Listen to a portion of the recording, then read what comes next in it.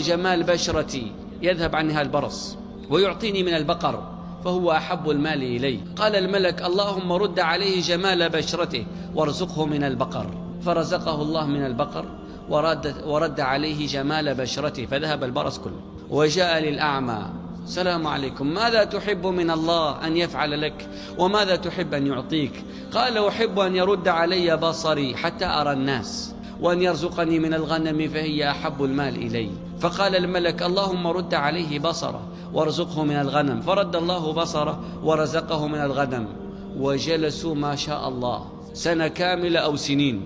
المهم تكاثرت الإبل عند الأقرع، وتكاثر البقر عند الذي كان أبرص، وتكاثرت الغنم عند الذي كان أعمى، حتى أصبح لكل واحد واد، هذا وادي من الإبل وهذا وادي من البقر وذاك وادي من الغنم. وجاء الملك لصاحب الإبل على صورة